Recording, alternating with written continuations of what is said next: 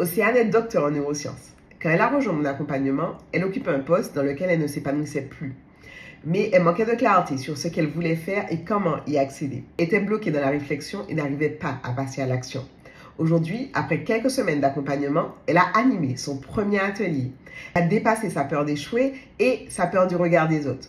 Aujourd'hui, elle prend des décisions concrètes pour changer sa vie.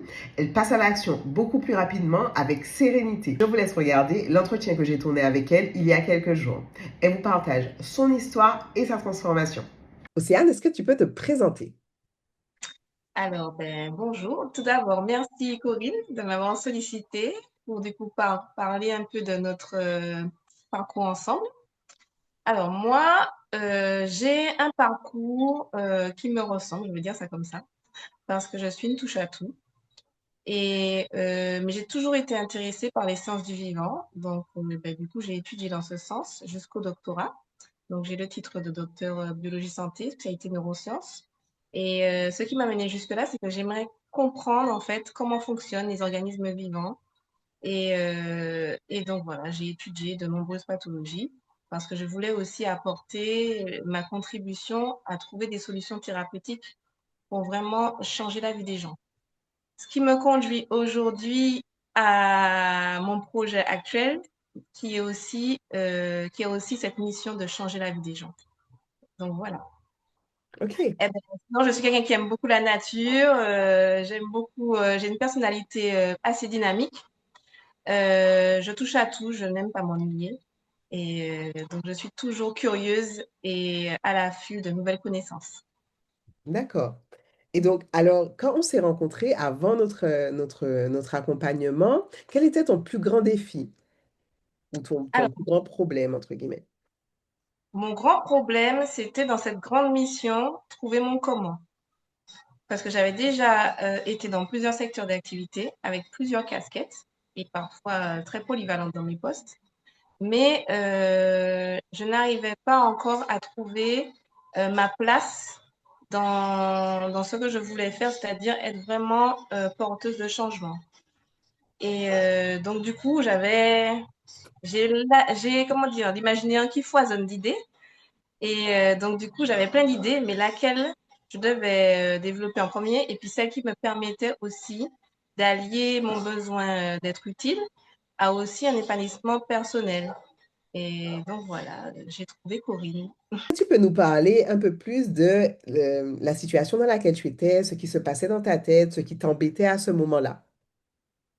Alors, ce qui m'embêtait le plus à ce moment-là, c'est de me dire, bon, ben là, il est temps d'être dans l'action, d'agir vraiment, d'être dans le concret et plus dans le cérébral. Donc, il fallait cette transformation entre ce qui se passait là et ce qui se matérialisait dans ma réalité.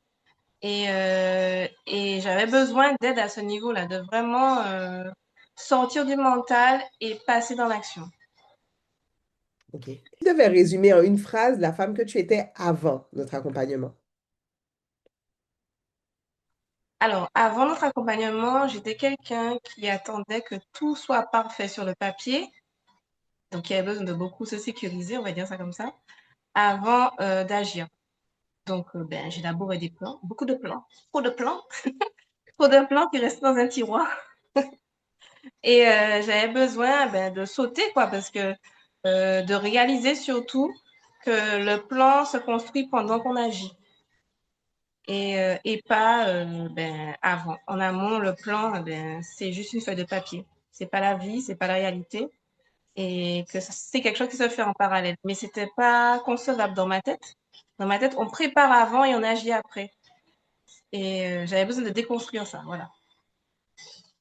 Et justement, quelles étaient les peurs qui t'empêchaient d'avancer à ce moment-là?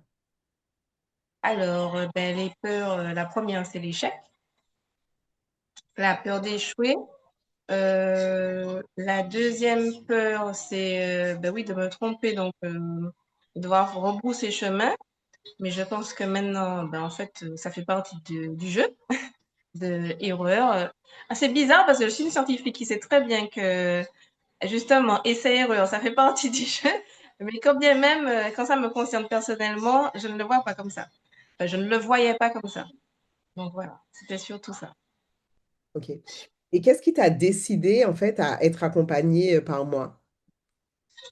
Alors, du coup, ton discours était clair et précis et ta promesse aussi. C'est-à-dire, il n'y avait pas de blabla. C'était voilà où tu es et voilà où on va ensemble. Et c'est exactement ce que j'ai vécu. C'est-à-dire, ben, je sais qu'aujourd'hui, tu es dans la confusion. Tu es quelqu'un qui est passé par plusieurs chemins. Et moi, je t'amène de la clarté, mais c'est pas moi qui t'amène la clarté. C'est que je t'amène à voir la clarté par toi-même dans ce que tu as déjà. Tu as déjà la ressource. On va débroussailler, en fait. C'était plutôt ça. Ok. Et justement, toi,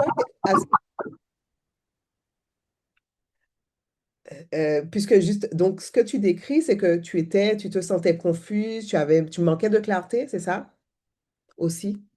C'est ça. C'est ça. Parce que, comme je te dis, il y avait mille idées. Et à chaque fois, dans tous les plans que je faisais, il y avait toujours une bonne raison, se dire, ben, celle-là, elle est mieux. Ah, mais non, finalement, celle-là. Ah, mais non.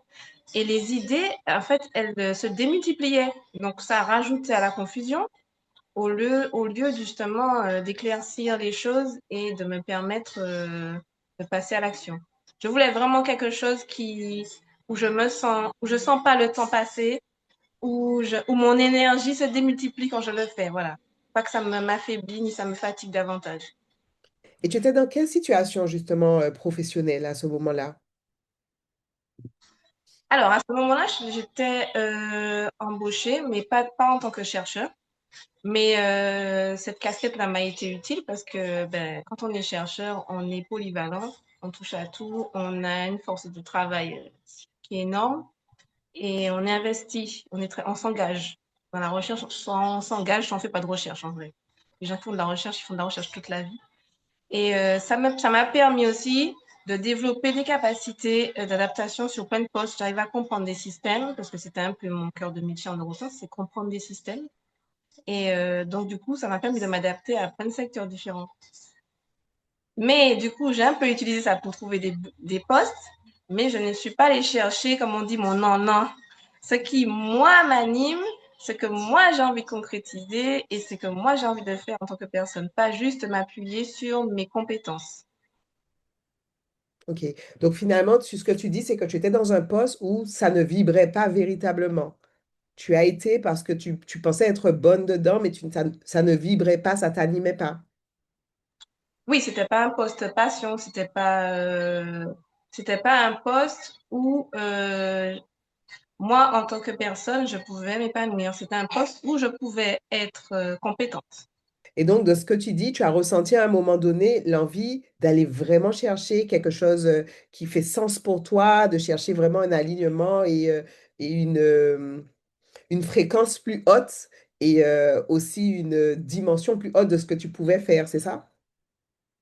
Oui, voilà, parce qu'en fait, j'ai toujours voulu du sens, mais je n'arrivais pas à faire émerger ça de moi. C'est-à-dire que j'allais chercher du sens dans plusieurs choses. C'est pour ça que j'étais multicasquette, autant dans ma vie professionnelle qu'en dehors, hein. Je suis investie aussi au niveau associatif. Mais il y avait pas un projet qui naissait de moi, voilà. Et pour que ça puisse avoir du sens pour moi, il fallait qu'il y ait mon identité dedans. Ok, d'accord. Et donc, du coup, donc, dans ce que tu dis, je comprends que finalement, tu manquais un peu de direction et de clarté sur ta vision, sur la direction dans laquelle tu allais, qu'est-ce que tu allais faire de ta vie concrètement, etc. Mais en vrai, qu'est-ce que tu cherchais véritablement au fond? Je pense qu'au fond, j'avais besoin d'un dialogue avec moi.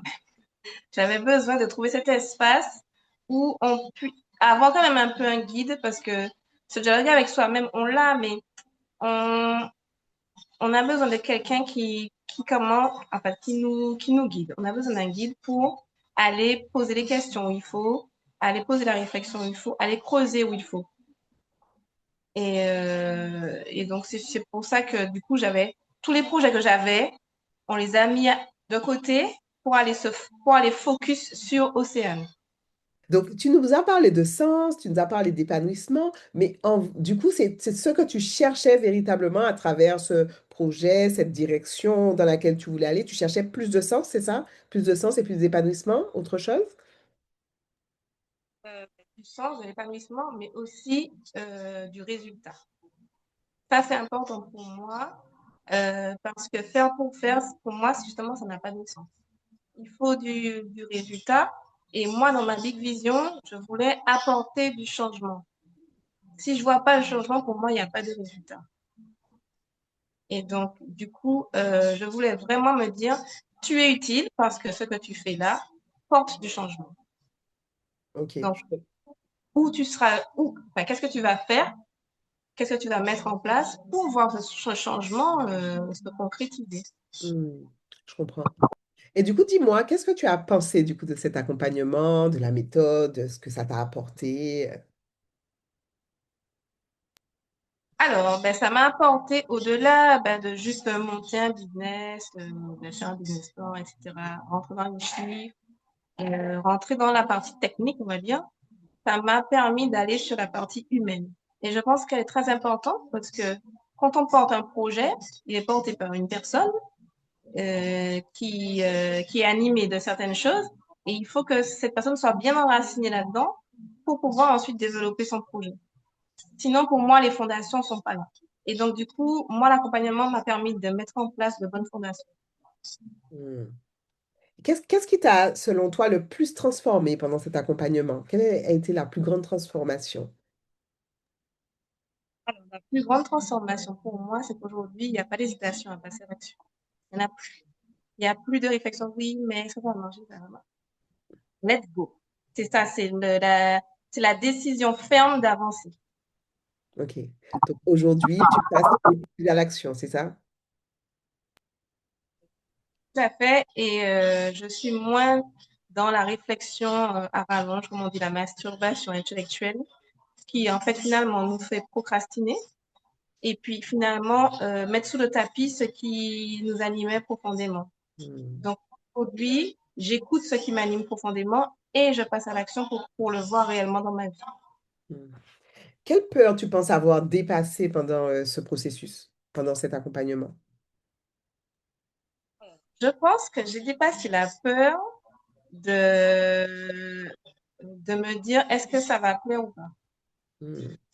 Que je vais d'abord me poser la question, ça me plaît à moi? Oui, non. Ça va être vite répondu, on va pas faire une thèse dessus. Et ensuite, de me dire, ben, si ça ne plaît pas, ben, on va discuter et puis on va s'adapter, on va voir quel compromis on peut faire.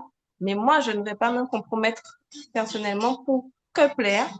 Et Hmm. je ne vais pas non plus fermer la porte à écouter aussi eh ben, les personnes à qui sont destinées ce que je veux proposer pour avoir leur retour. On va être dans un échange, dans une co-création et c'est OK. C'est OK. Ça ne va pas m'ébranler. Donc, je pense que je suis plus solide. Ce que tu dis, du coup, c'est plutôt la peur de la validation, enfin le besoin de validation de l'autre, c'est ça dont tu parles? Ok, C'est ça. ok, très bien. Est-ce qu'il y a d'autres peurs que tu as dépassées, que tu... Pas peur de la visibilité. Parce que, alors là, me montrer sur les réseaux, c'est clairement pas mon truc. Et pourtant, là, ça va, ça se passe bien. Je réponds aux questions. Je ne suis pas morte ni liquéfiée. C'était justement ma prochaine question, c'était qu'est-ce que tu as commencé à faire justement que tu n'osais pas faire avant? J'ai osé dire ce que moi j'ai envie de faire et sans attendre forcément d'un retour. Même si je suis en capacité de l'entendre là, le retour, et de poser des questions pour connaître vraiment ce qu'il y a derrière, mais je ne suis pas dans l'attente. Hmm. Alors, avant, j'étais beaucoup dans l'attente. Bon, est-ce que c'est bien? Est-ce que ça va? Est-ce que... Je deviens un peu mon propre censeur, on va dire. Hmm. Au début, je me souviens quand tu es arrivé, tu avais un projet, on va dire, un peu plus étriqué par rapport à finalement ce que tu as fait. Tu avais une vision un peu plus petite, en fait, on va dire, par rapport à l'ampleur de ce que tu es capable de faire. Je pense aussi qu'il y avait cette question de légitimité, est-ce que je suis vraie experte, etc. Et aujourd'hui, comment te sens-tu par rapport à ça? Alors, c'est vrai qu'au début, je me disais, bon, mais ça sort un peu des clous de... J'étais un peu trop accrochée au format un peu académique. Il faut des titres, il faut asseoir ses compétences dans un domaine, être reconnu par ses pairs. Ça, c'est très bon. on se reconnaît par ses pairs, pour ensuite s'affirmer. Ben, là, on rebat les cartes. On rebat les cartes, on n'attend pas, on s'affirme et puis on s'enrichit de ce qu'on va apprendre au fur et à mesure du chemin. Et puis, du coup, ça nous permet aussi d'ouvrir cette porte, d'aller vers l'action, parce que c'est un gros frein, ça, de la posture, le syndrome de l'imposteur. On a toujours l'impression qu'on va être rabougré par quelqu'un, que on va nous dire non, mais qu'est-ce que tu racontes, c'est n'importe quoi, alors que je suis très pointilleuse là-dessus, je les détaille, je fais toujours mes recherches de façon approfondie avant de m'avancer sur quelque chose. Et puis, ben, j'ai travaillé dans des milieux qui étaient assez exigeants en termes de sécurité, mais aussi en termes de valeur de ce qu'on fournit. Et je ne pense pas à l'avoir perdu en chemin au cours du temps. Et donc aujourd'hui, c'est plus que de raison que j'affirme que je suis une scientifique validée par moi-même déjà, et ensuite par du fait de mon parcours, et que je suis tout à fait légitime à développer le projet que j'ai et j'ai une valeur à apporter au monde. Hmm. Et est-ce que tu peux nous parler des résultats concrets que tu as obtenus grâce à cet accompagnement? Alors, ben, concrètement, ben là, je lance mon projet. Je suis en train de... Alors, j'ai pas attendu d'avoir tout bien sur le papier, tout parfait. Je sors un peu de mon enveloppe de perfectionniste. Et puis, ben, je me suis lancée. Là, j'ai testé mon premier atelier. On était à peu près 16, donc c'était super. J'ai eu que des retours positifs, donc ce qui m'encourage davantage. Et je me dis, ah, ben, tu vois, tout le temps que tu as pris, que tu as perdu, mais bon, c'est pas grave. Là, on y est et c'est tant mieux. Et je suis très contente de ça et je n'arrête pas de faire des rencontres pour pouvoir développer davantage ce projet et l'élargir le plus que possible à un plus grand public que possible aussi. Aujourd'hui, tu as beaucoup plus de clarté sur où tu vas. Aujourd'hui, mon projet, enfin, où je vais, ma vision, elle est claire. Maintenant, les différentes branches que je peux avoir sur le comment, eh ben, elles sont à tester, justement. Et elles n'ont pas à être définies pour moi aujourd'hui de façon définitive. Elles sont à tester, à éprouver, et puis on va voir. On fait comment on fait évoluer, etc. C'est un projet qui va être vivant. Comme toi. Et qu'est-ce qui a changé donc dans ta façon de penser? Qu'est-ce qui a changé dans ta façon de penser?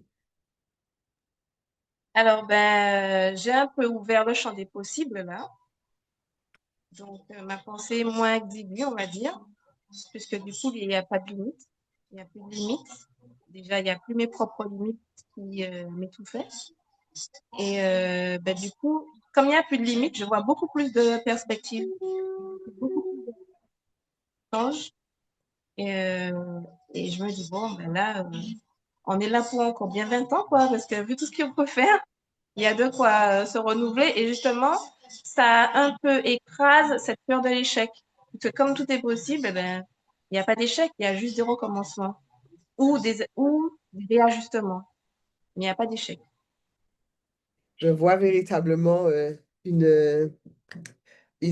comment dire, une autre océane, en fait, une autre façon de penser réellement, et dans ta façon d'agir, ce qu'il en est.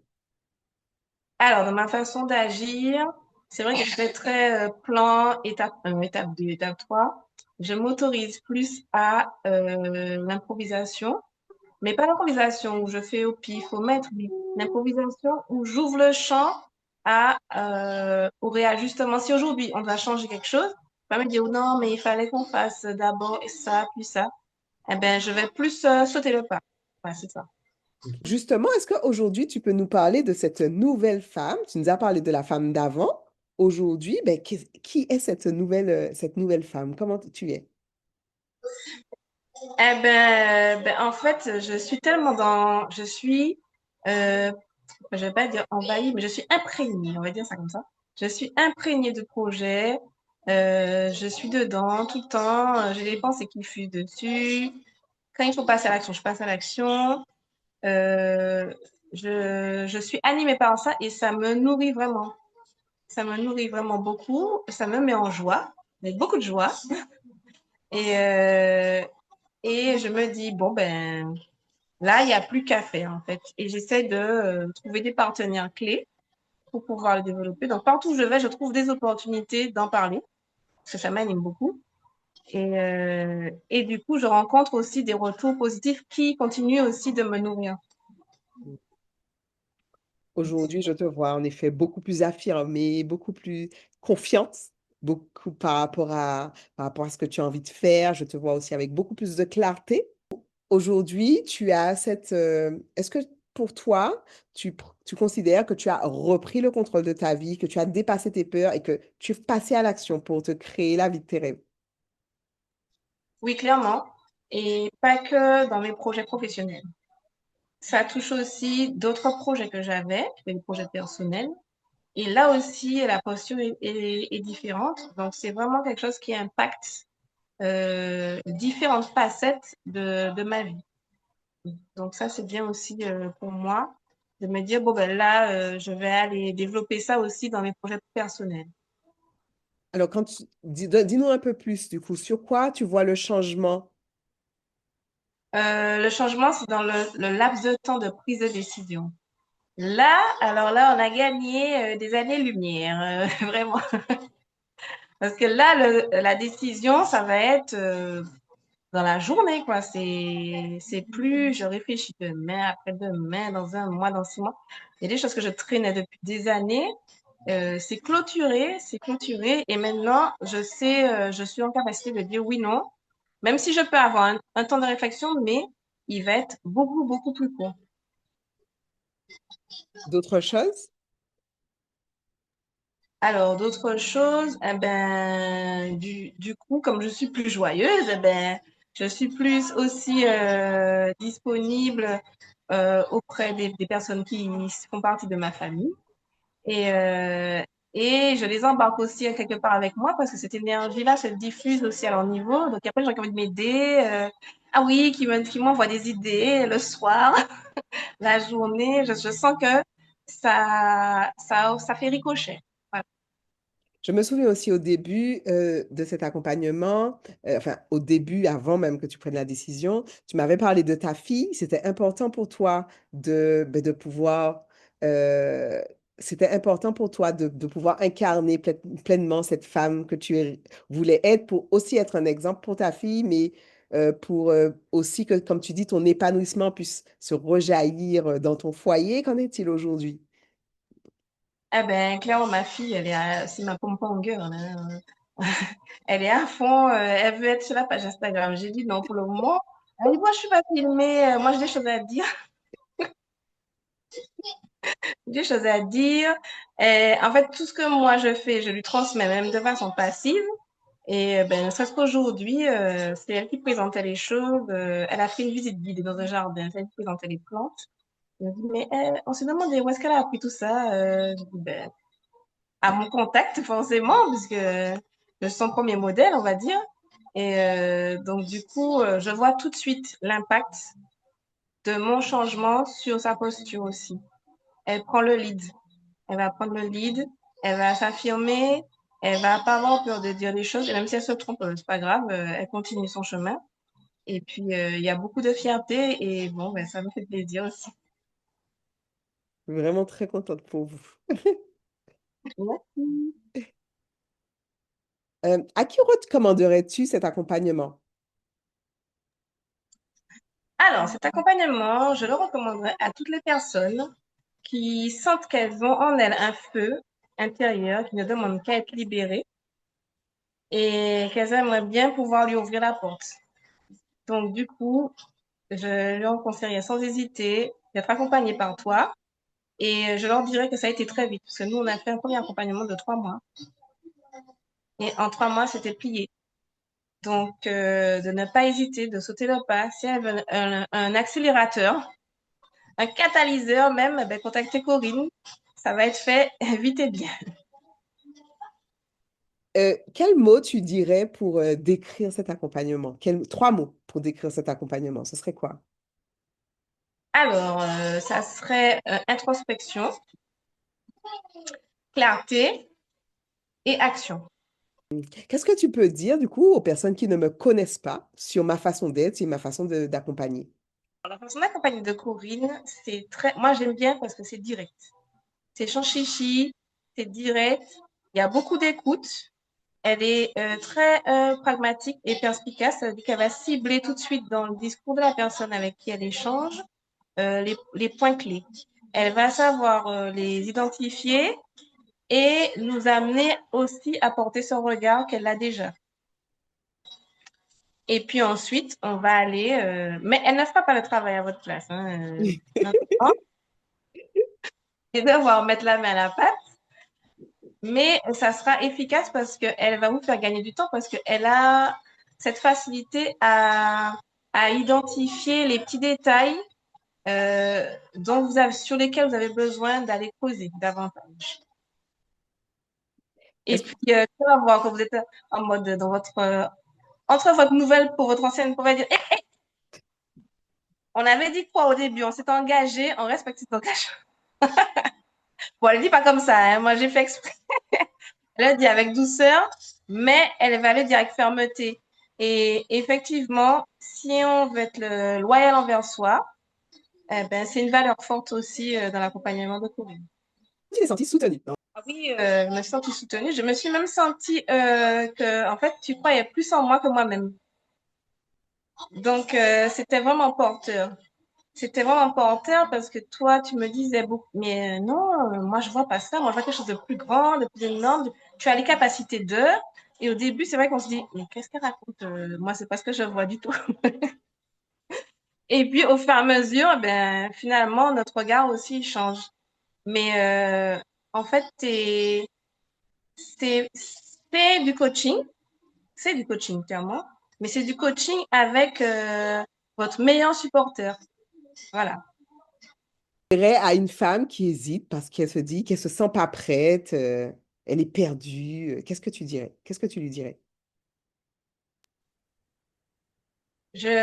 Justement, ben moi, j'étais pas prête, mais en fait, quand j'ai lu ce que tu proposais, je me suis dit, non, mais il faut absolument que j'arrête d'être dans cette posture. Alors, peut-être qu'on n'est pas prête à réaliser quelque chose, mais on est prête à ne plus être dans cette posture. Ça, c'est sûr, on a un besoin de sortir de ça et on n'arrive pas par soi-même. C'est là où on est au début. On se sent coincé à l'étroit. On sent il y a besoin de se dégager de quelque chose, mais de quoi exactement? Et, euh, et on se dit, non, mais là, j'ai besoin de quelqu'un qui me casse cette espèce d'enclume qui me pèse. Voilà. Et est-ce que tu penses que tu aurais réussi à faire cela toute seule? Ben, visiblement, non, puisque ça fait des années que ça dure et c'était pas fait. Donc, oui, il faut être accompagné et il n'y a pas de problème à dire qu'on a besoin d'être accompagné. Hein. Il faut, justement, c'est une preuve d'intelligence de dire j'ai besoin d'aide. Hmm. Qu'est-ce que concrètement tu penses que tu n'aurais pas pu débloquer seule et que notre travail ensemble a changé pour toi? J'aurais pas pu passer à l'action. Ça faisait trop longtemps que j'étais dans l'inaction totale. C'est-à-dire, l'inaction, j'écrivais beaucoup de choses, mais après, dans la partie réalisation, il n'y avait personne. Donc, moi, ça m'a permis clairement de trier et de passer à l'action. Tu dis, ça faisait longtemps, c'était depuis quand tu essayais de passer à l'action? Ça fait 5 ans. Plus de 5 ans. Donc Plus ça de faisait... 5 ans. Ouais, parce que mon bilan de compétences, je l'avais fait en 2018. Hein, tu vois, ça fait beaucoup. Ah, justement, qu'est-ce qui est différent pour toi? Parce qu'avant moi, tu avais déjà fait des choses. Donc, qu'est-ce qui a été justement différent à travers cet accompagnement? En fait, au niveau du bilan de compétences, je pense qu'on avait beaucoup regardé justement les compétences techniques et pas la personne, son identité, son pourquoi, son histoire de vie aussi, qu'est-ce qui l'a amené jusque-là. Et dans tout ça, on voit ses forces. Et moi, je pense que c'est ça le plus gros morceau qu'on ne fait pas suffisamment. Mais parce que je pense qu'on a été éduqués aussi comme ça, à ne pas aller regarder nos émotions, à ne pas aller regarder notre parcours de vie, à ne pas aller regarder notre ADN, à ne pas aller et à aller tout de suite dans qu'est-ce que je peux faire et pas dans ce que je suis, ce que je peux être. Et je pense que cet accompagnement m'a fait voir, enfin, plonger dans mon être et m'éloigner aussi de ma partie faire. Je suis un être humain, pas un faire humain. Et du coup, ben, quand l'être humain s'incarne, eh ben, tout le reste devient clarté. Je ne pouvais pas mieux dire. Je ne pouvais pas mieux dire. Très bien. Est-ce que tu as quelque chose à rajouter? Eh ben, merci beaucoup, parce que vraiment, c'est quelque chose qui me fait refleurir. Je suis une belle plante, mais là, encore mieux. Bon, je rigole. Mais voilà, c'est quelque chose qui me permet d'être vraiment vivante. Et vraiment, merci pour ça, parce que c'est une petite mort pour moi de ne pas savoir ce qu'on veut faire dans la vie et comment être dans cette vie soi-même. Voilà. Ben vraiment, je suis très fière de toi, en tout cas, Océane, de tout ce que tu fais, de tout ce que tu mets en place aujourd'hui. Là, tu as déjà fait un premier atelier, tu t'apprêtes à en faire d'autres, tu t'apprêtes à lancer un accompagnement. Et je suis vraiment ravie et très fière de cette belle femme affirmée, qui s'assume, qui passe à l'action, qui prend des décisions audacieuses pour sa vie, qui prend le lead, en fait, de sa vie, qui ne laisse plus sa vie la contrôler, mais qui décide véritablement d'aller chercher, d'aller créer la vie qu'elle mérite et une vie qui a du sens pour elle. Exactement. On a tous le droit à ça. Pour moi, on a tous le droit à ça, d'être vraiment pleinement soi-même, sans concession. Parce qu'on en fait beaucoup trop. On arrive après un âge avancé où après on se dit, bon, est-ce que ça vaut toujours la peine? Oui, ça vaut la peine. Ça vaut la peine parce qu'on a une seule vie. Merci, Océane, pour cette très belle conclusion. On a une seule vie, donc ça vaut la peine. Yes, ça vaut la peine de vivre notre vraie vie à 100%, de tout donner en fait pour ben, aller chercher cette vie à laquelle on aspire. Merci beaucoup, Océane, pour ce partage qui, j'espère, inspirera d'autres femmes. Merci. Franchement, n'hésitez plus. N'hésitez plus, votre heure a sonné. C'est votre tour maintenant. Voilà. C'est bien. Je suis vraiment fière de toi. C'est très sincère. Merci. Je suis Merci. très contente. Voilà, hein, let's go, let's to impact the world. Franchement, je crois véritablement en ce que tu fais. Je crois, au-delà même de croire en ce que tu fais, je crois en qui tu es. Tu vois? Je crois en qui tu es, je crois en la vision que tu portes. Et aujourd'hui, c'est ce projet-là. Demain, ce sera peut-être autre chose. Mais je sais que, en tout cas, que tu as quelque chose véritablement à apporter au monde à travers ce que tu es, à travers ce en quoi tu crois, à travers tes compétences, à travers ton parcours. Et que le monde a besoin de toi. Vraiment. Merci, merci. Ça me touche trop. C'est sincère.